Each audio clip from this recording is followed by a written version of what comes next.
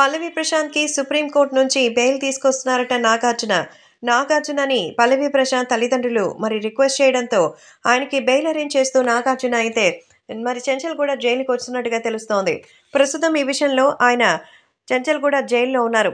ఈ సెంట్రల్ ప్రిజన్‌లో 14 రోజుల పాటు ఉండాల్సిందిగా జడ్జ్ రిమాండ్ విధించారు. ఆయనతో పాటు అతని సోదరుడు, అలాగే డ్రైవర్స్ కూడా ఉన్నారు. ఇక తన ఫ్రెండ్ అయితే ఇంకా వెతుకుతున్నారు. దాదాపు 19 మందిని అరెస్ట్ చేసి రిమాండ్‌కు తరలించారు పోలీసులు. పల్లవి ప్రశాంత్‌కి ఆ వైపున వెళ్ళొద్దని డీజీపీ స్థాయి వ్యక్తి చెప్పినా వినిపించుకోకుండా అదే రూట్‌లో ప్రచారం చేస్తూ వెళ్లారని, దానివల్లే గొడవలు జరిగాయని, ఇంత విధ్వంసం జరుగుతున్నా తన ఫాన్స్‌ని కంట్రోల్ చేయలేకపోయారనేటువంటి క్రమశిక్షణ రాహిత్యం నేపథ్యంలో ఆయనకి 14 రోజులటువంటి జ్యుడిషియల్ రిమాండ్ అయితే విధించారు. అయితే కోర్టులో అయితే ఇప్పుడు ఆయన బెయిల్ పిటిషన్ కోసం సంప్రదించినట్టుగా కూడా తెలుస్తోంది. ఆ బెయిల్ పిటిషన్‌ని పోలీసులు క్యాన్సిల్ చేశారు. సో, ఈ తీర్పు అయితే కాసేపట్లో రిలీజ్ కాబోతుండగా ఖచ్చితంగా అది నెగెటివ్ పక్కానే ఉంటుందని తెలుస్తోంది. సో, మరోపక్క ప్రశాంత్‌ని విడిపించడానికి భోలే తన వంతుగా హైకోర్టు లాయర్స్‌తో కూడా ప్రయత్నాలు చేశారు. టైటిల్ సాధించిన ఆనందం కొద్ది రోజులు మాత్రమే ఉండడం, వెంటనే ఇప్పుడు జైలుకి తీసుకెళ్లడం చాలా బాధాకరమని ఆయన చెప్తున్నట్టుగా అయితే తెలుస్తోంది.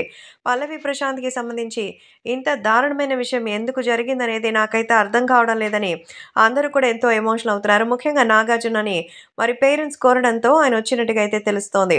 సో, ప్రస్తుతం ఆయనకి ఇప్పుడు బెయిల్ కోసం ప్రయత్నించగా పల్లవి ప్రశాంత్‌కి చేదు అనుభవమే వచ్చింది.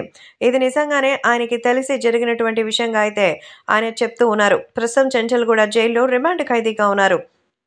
ఎవరు ఊహించని విధంగా అనుకోని సంఘటనలు ఇలా జరుగుతోంది. ప్రతి ఇంట్లో శుభకార్యం జరిగినప్పుడు అనుకోకుండా కొన్ని పొరపాట్లు జరుగుతాయి. ఆ తరహాలోనే ఇది జరిగింది అంటూ బోలే కూడా కన్నీళ్లు పెట్టుకున్నారు.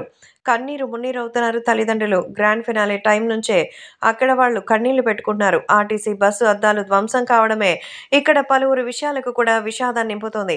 ఏదైనా ప్రాణ నష్టం జరిగి ఉంటే ఎవరు బాధ్యులు అంటూ కాస్తైనా వీటి గురించి అవగాహన ఉండాలి అంటూ పోలీసులు కూడా నాగార్జునతో సైతం వాగ్వివాదానికి దిగారట. సో, దీంతో క్రమశిక్షణకి సంబంధించిన విషయాలపైన ఆయనపైన చర్యలు తీసుకోనని, కానీ పూర్తి బాధ్యత అతనిదే అనడం మాత్రం భావ్యం కాదని నాగార్జున పల్లవి ప్రశాంత్ కోసం మాట్లాడారట.